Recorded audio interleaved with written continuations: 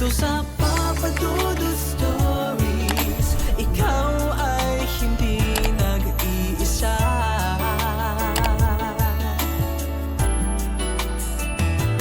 Dito sa Papa Dudut Stories, may nagmamahal sa'yo.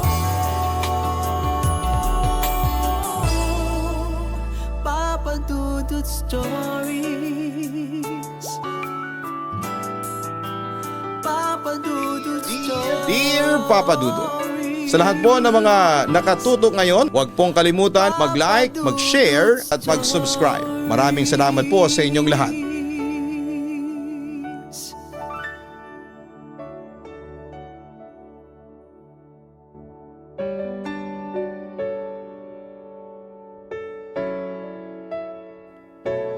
Importante na irespeto natin hindi lang ang ating kapwa-tao, kundi maging ang mga elemento na namamahay sa isang lugar. Sapagkat minsan ay mas nauna pa silang dumating doon kesa sa atin. Hindi natin alam na tayo pala ang dayo sa kanilang teritoryo, kaya naman nararapat lamang natin na sila ay irespeto. Dear Papa Dudut, magandang araw po sa inyo at sa bumubuo ng programa ninyong Papa Dudut Stories. Ako nga pala si Alfred, 27 years old at taga Pampanga. Nagtatrabaho ako sa isang kilalang fine dining restaurant sa mall na malapit sa amin. Matagal-tagal na rin po akong nagtatrabaho noon bilang crew at kung minsan ay delivery rider. Bata pa lamang ako ay meron nang nakapagsabi sa akin na bukas daw ang aking third eye. Yun po ang rason. Kaya nakakakita at nakakaramdam ako ng mga elemento at espiritu. May iba na malinaw, may iba na malabo. Ngunit hindi ko ganap na niyayakap ang kakayahan kong yon dahil para sa akin ay hindi ko naman yon mapapakinabangan. Mabuti sana kung mapapayaman ako ng kakayahan kong yon, hindi naman. Magsisimula ang lahat noong bata pa lamang ako. Siguro ay nasa edad 10 ako noon nang makabili ang mga magulang namin ng bahay sa isang subdivision sa lugar kung saan kami tumira.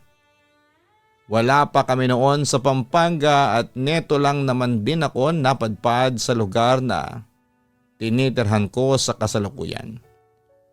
Kung ilalarawan ko ang naturang bahay ay masasabi ko na meron yung 2 kwarto at malawak na garahe. Gawa ng bahay pero pwede pa namang palagyan ng pangalawa hanggang pangatlong palapag kung gugustuhin namin. Prioridad na kasi ng mga magulang namin na makalipat agad dahil kapwa sila noon luluwas sa ibang bansa para magtrabaho. Overseas Filipino workers kasi ang mama at papa namin. Papa Dudut, at naiiwan lamang kami ng 2 kong kuya sa pangangalaga ng nakatatanda naming pinsang babae. Bali binabayaran na lang siya ng mga magulang namin upang alagaan kami. Natatandaan ko pa kung gaano ako kalungkot noon sa tuwing inihahatid namin ang aming mga magulang sa airport. Iyak ako ng iyak na para bang ayaw ko na silang umalis at mawalay sa amin. Sabik na sabik kami sa pagmamahal ng magulang, lalo na at hindi namin yon madalas maranasan dahil bihira lamang umuwi sa Pilipinas sina mama at papa. Kaya nga pag nakakauwi sila rito upang magbakasyon ay sinusulit talaga namin. At ang bahay na nabili nila ang naging saksi sa bawat masasaya at malungkot na pangyayaring yon. Pero lingid sa kaalaman ng mga magulang ko, may sa ilang karanasan ng katatakutan din akong napagdaanan sa naturang bahay na yon. Tulad na lamang nung unang beses ko yung nakita. Bago kami lumipat, may ilang bahagi ng bahay ang pinagawa ng mga magulang namin. Ang natatandaan ko ay yung kisame. Pinapinturahan din nila ang bahay para naman daw may buhay. Nang pumunta kami doon nila mama at papa kasama ang mga kuya ko, ay may 3 trabahadorang naabutan namin. Isa-isa nila kaming sinalubong. Nakipag-usap sila sa mga magulang namin, bagay na hindi ko naman maunawaan ang mga panahong yon.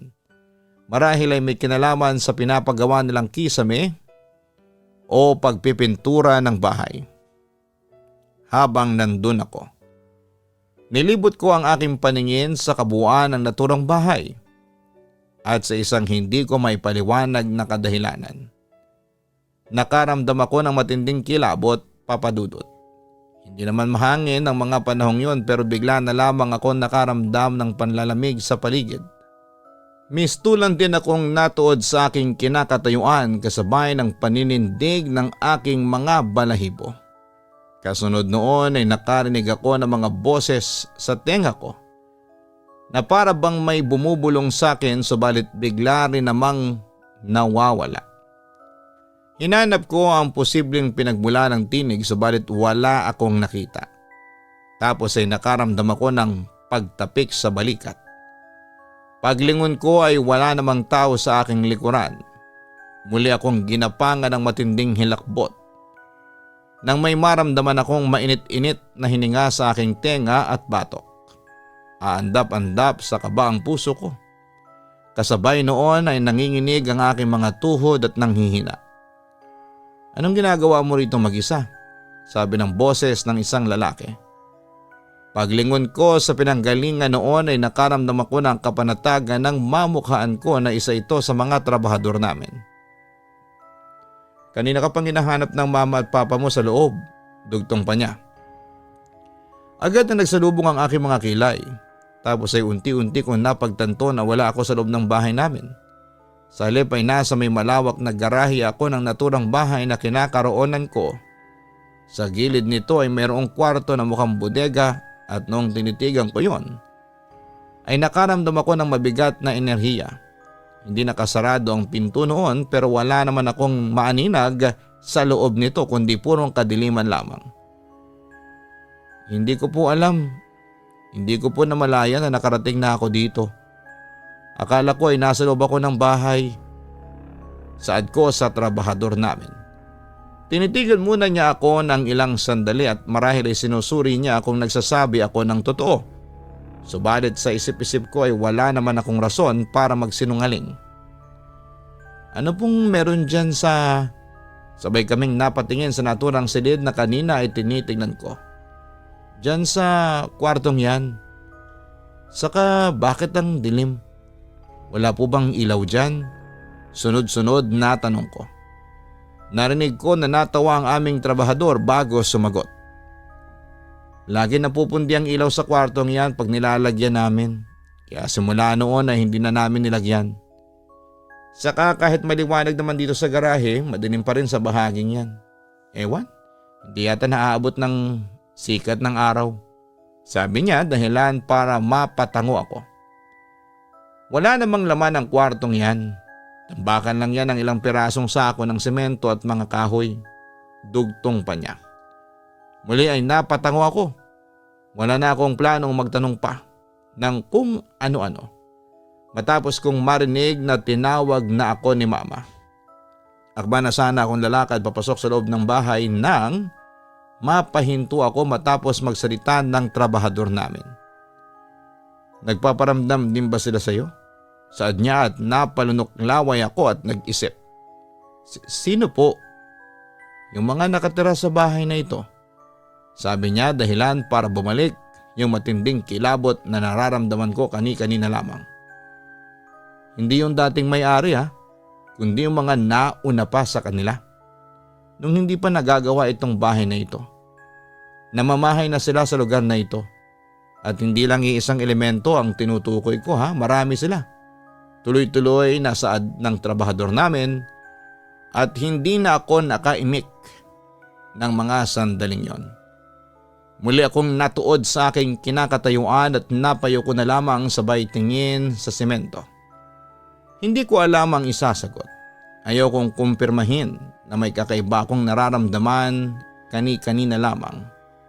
Subalit ayoko rin namang magsinungaling. Bukod sa masama yon, at hindi kami pinalaking sinungaling ng mga magulang namin. Nananakit po ba sila? Hindi naman kung hindi ninyo sila sasaktan. Ayaw ba nila na may nakatira sa bahay na ito? Napaisip muna ang trabahador namin bago siya nagsalita. Hindi ko masabi. Basta may iba sa kanila na ayos lang naman na may tumira sa bahay na ito. Pero may iba na ayaw talaga. Depende na lang sa makakaengkwentro ninyo. Kaya mag-ingat kayo lalo na sa mga gagawin nyo rito. Kasi nauna sila sa inyo rito. Hindi sila mapapaalis dito basta-basta. Saad ng aming trabahador at simula noon ay nagsunod-sunod ng mga kababalaghan na aking naranasan sa bahay na binili ng mga magulang namin. 2 buwan matapos makabalik ng parents namin sa ibang bansa ay nakalipat na kami noon sa naturang bahay na binili nila para sa aming pamilya. Bali 4 kaming nakatira doon. Ako kasama ang 2 kong kuya at ang pinsan naming babae na nagbabantay at nag-aalaga sa amin.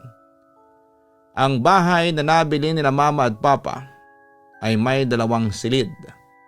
Bali magkakasama kaming 3 magkakapatid sa iisang silid at ang pinsan naman naming babae ay nasa kabila. That night, wala pang mga kuya ko dahil meron silang tinatapos na project sa eskwelahan. Kaya kami lang ng pinsan naming babae na tawagin na lang natin sa pangalang Ate Bea ang naiwan sa bahay.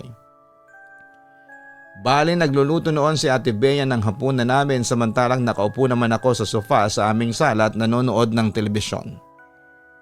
Alfred, kinulang ako ng toyo. Lalabas lang muna ako para bumili ha. Dito ka lang sa bahay. Paalam ni Ate Bea. Wala na ako nagawa, hindi na ako nakatutol at nakapagsalita dahil nagdire-diretso na siya sa paglabas ng bahay. Pero bago niya tuluyang sinara ang pinto ay sinabihan ko siya na bilisan. Dahil nga sa hindi ako gaanong kakomportabling mag-isa sa bahay namin. Umuon naman si Ate Bea kaya napanatag na ang aking kalooban. Mabilis na lumipas ang 10 minuto.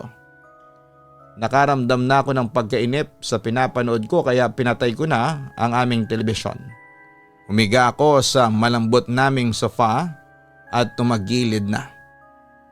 Bali nakatalikod ako at nakaharap sa sandalan ng sofa. Inaantok kasi ako bigla. Nang tipong papikit na ang aking mga mata ay bigla ako nakarinig ng mga yabag. Naisipan ko na baka dumating na si Ate Bea kaya muli akong pumikit at nagpakain na sa antok. Pero napadilat ako bigla nang makarinig ako ng mga yabag. Padaan-daan yon sa aking likuran. At hindi lang yon mga simpleng yabag papadudot. Merong tumatakbo. Merong tila tumatalon kaya naman na-curious na talaga ako ng gusto. Kaya ang ginawa ko ay lumingon na ako sa aking likuran. Pero laking gulat ko dahil wala akong nakitang Ate Bea na nandun. Makalipas ang ilang sandali papadudot ay bigla na lamang ako nagulat nang may kumatok sa pinto. Alfred, ako to si Ate Bea. Nakandado ko pala itong pinto, pwede bang pakibuksan? Aniya. Hindi ako agad nakakilos sa kinakaupuan ko sapagkat pinoproseso pa ng isipan ko ang narinig ko. Nasa labas ng bahay si Ate Bea.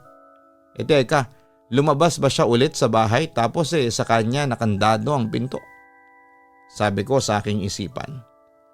Muli ako nagulat at naputol ang pag-iisip ko ng malalim nang kumatok ulit si Ate Bea. Alfred, nandiyan ka ba? Pakibuksan na itong pinto para matapos na yung niluluto ko. Pakiusap niya. Wala na akong sinayang na sandali at mabilis na akong tumayo at nagtungo sa pintuan namin para mabuksan siya, papadudot. Agad ako napatingin sa bitbit niyang supot ng toyo na binili niya sa tindahan. Ate, kakarating mo lang ba? Kasi hawak mo pa yung toyo. Takang-taka kong tanong sa kanya. Oo natagalan ako kasi sarado yung malapit na tindahan. Aniya dahilan para mapanganga ako sa magkahalong gulat at pagtataka. excuse lang Alfred. Puntahan ko na muna yung niluluto ko. Saad ni Ate Bea kaya binigyan daan ko siya. Pero hindi pa rin ako panatag sa sagot niya sa akin. Kaya sinundan ko siya sa kusina. Ate, sure ka ba talaga na hindi ka pumasok sa bahay? Oo nga, paano ako makakapasok kung nakakandado yung pinto? Pinagbuksan mo pa nga ako, di ba? Sabi niya habang abala sa paghahalo ng ulam namin. Kahit na mabango ang naamoy ko ay hindi pa rin naibsan noon ang isipan at mga tanong sa aking utak. Sino yung umpisa ko? Ha? Anong sino ang Takang-taka ni Ate Bea. Yung may-ari ng mga yabag na narinig ko kanina. Padaan-daan dyan sa sala. Nakatalikod kasi ako kasi inaantok ako. Matutulog sana ako pero nagising ako sa mga yabag. Akala ko ikaw, sabi ko. Natawa naman si Ate Bea pero bakas sa tawa niya ang nerbiyos. Seryoso ka ba? Hindi ka nagbibiro? Oo naman. Bakit naman ako magbibiro? Tanong ko. Wala lang, naninigurado lang ako. Pero seryoso ko na hindi ako yung yabag na narinig mo. Baka naman imagination mo lang yun ha? Natatawa niyang saad. Napailing ako saka sumang-ayon sa kanya. Baka nga imagination ko lang. Oo, ganoon na lamang ang iisipin ko para hindi na ako ma-stress sa kakaisip kung ano ang narinig ko. Papadudod sa totoo lang ay hindi yun ang una't huling engkwentro ko na nakarinig ako ng yabag sa bahay na tinitirhan namin. Hinayaan ko na lamang yon dahil ayaw ko nang pakaisipan pa ng husto. Pwedeng guni-guni ko lang yon. Kaya yon ang sinasaisip ko.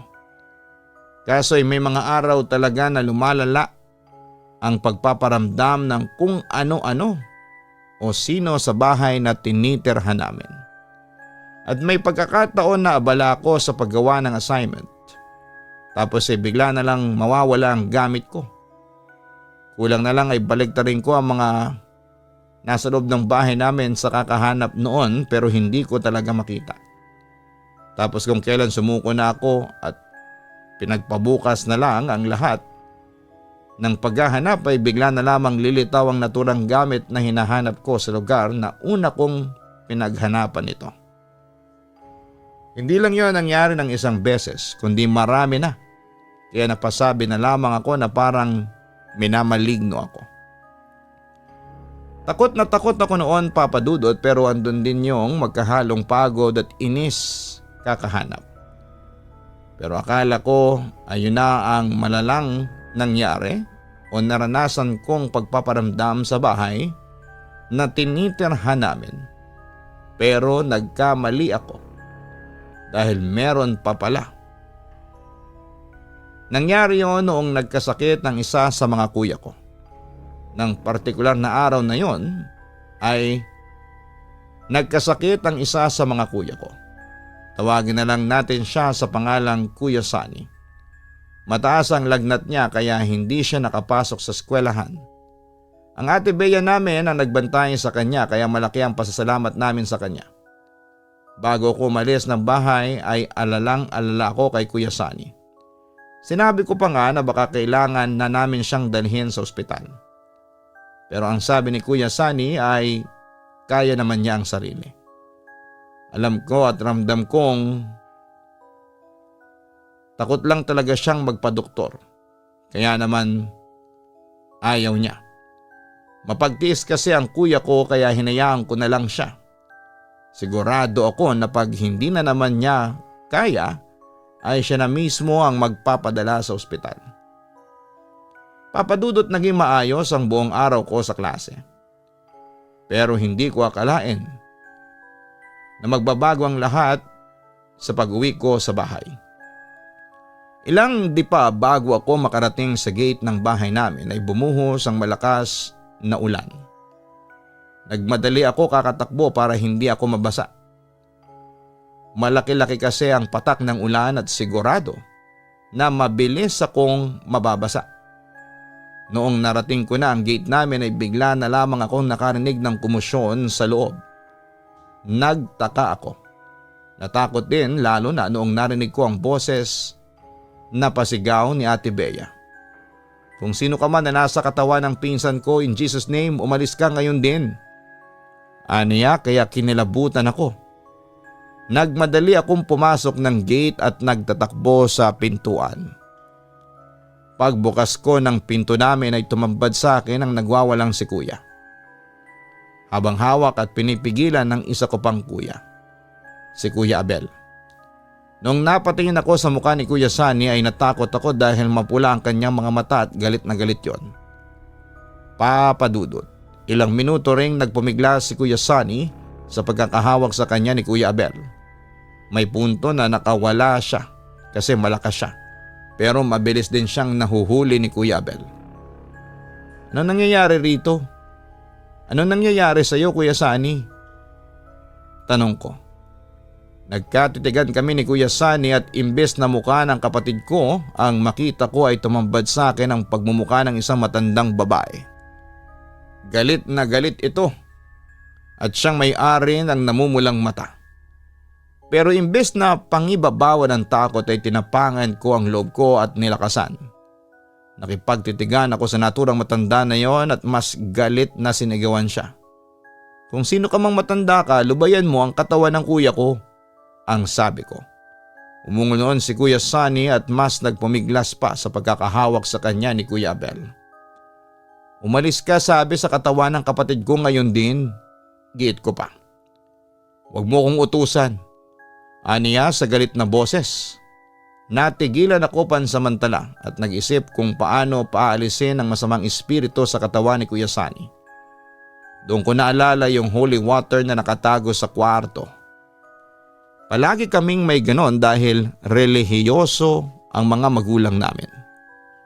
Sinasabi nila na pwede raw namin gamitin yung pamproteksyon. Kaya naisipan ko na yun na ang tamang pagkakataon para mapakinabangan yon.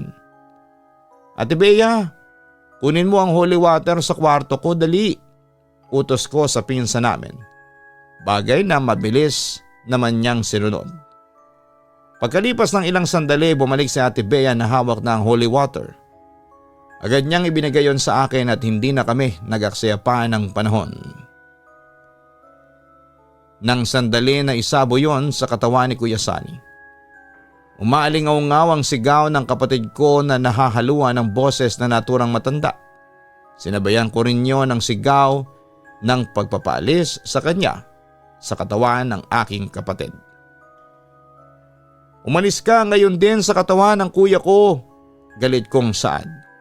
Halos maubos ko na ang hawak kong holy water. Buti na lang at bago mangyari yon ay tumigil na sa pagpupumiglas ang Kuya Sunny ko. Hingal na hingal si Kuya Abel sa kakahawak sa kanya. Noong nilapitan namin ni Ate Bea si Kuya Sunny ay mabilis siyang hinawakan ng ate namin sa noo para kumpirmahin kung nilalagnat pa siya. Laking gulat ni Ate Bea na wala na siyang lagnat. Makalipas nga ang ilang minuto ay nagising na rin si Kuya Sunny na takang-taka sa mga nangyari at nagtanong pa nga kung bakit siya basang-basa. Natawa na lamang kami pagkatapos noon, Papa Dudut. At habang sinasalaysay namin sa kanya ang nangyari. Pagkatapos ikwento namin yon sa mga magulang namin at ganoon na lamang ang pag-aalala nila. Agad silang nagpatawag ng pari para mabasbasan ang bahay na tinutuluyan namin. At mabuti na lamang dahil ginawa nila yon kasi ng mga sumunod na araw ay wala nang nagparamdam sa amin.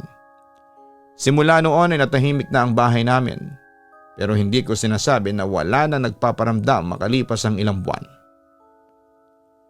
Meron pa rin naman pero mga enerhiya na lamang at hindi na elemento. Nasanay na lamang kami. Tingin namin ay hindi naman talaga tuluyang nawala ang mga namamahay sa bahay pero as long as wala silang ginagawang masama sa amin, ay wala na rin kaso na makasama namin silang tumira doon. At yon ang kwento ng childhood house namin, Papa Dudut. Maraming salamat sa pagbasa ng aking kwento.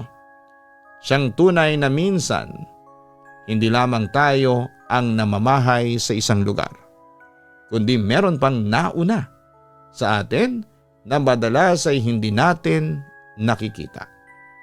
Lubos na gumagalang, Alfred. Mahalaga na irespeto natin ang mga nasa paligid natin. Mapakalikasan man yon, hayop o kapwa natin tao. Kasama na rin doon ang mga elemento na hindi natin nakikita. Hindi lamang kasi tayong mga tao ang namumuhay sa daigdig. Lagi nating igalang ang isang lugar at ang mga kasaysayan nito para makapamuhay tayo ng tahimik.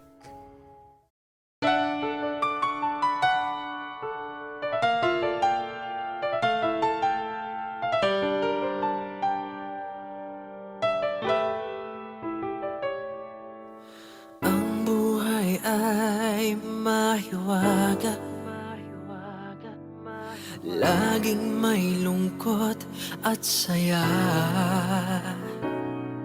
Sa Papa Dudut Stories, laging may karamay ka.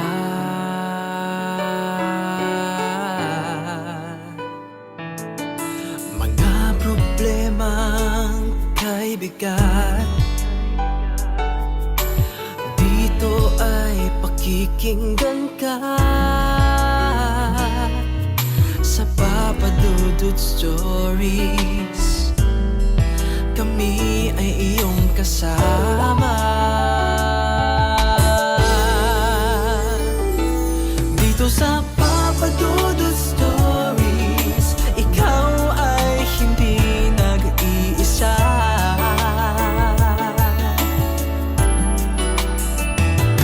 Dito sa Papa Dudut Stories, may nagmamahal sa'yo. Papa Dudut Stories, Papa Dudut Stories,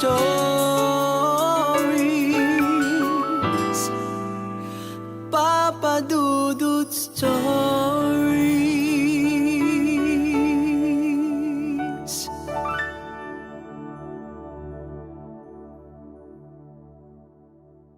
Makipagkulitan! So ayun po guys, nagkakagulo na po tayo ngayon dito. Nakikita po natin si Gian. Hi everyone! So ayun na po, may mga bisita po kami. Andito po ngayon. Makipagtawanan!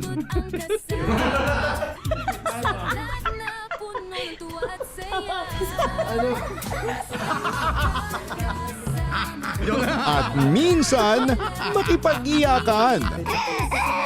Lagyan na ng gamot. Kanina umiyak si Gian, sabi niya, Ama, tanggapin mo ang kapalaran ng iyong ama. Sa Papa Dudut Family YouTube channel. Subscribe na!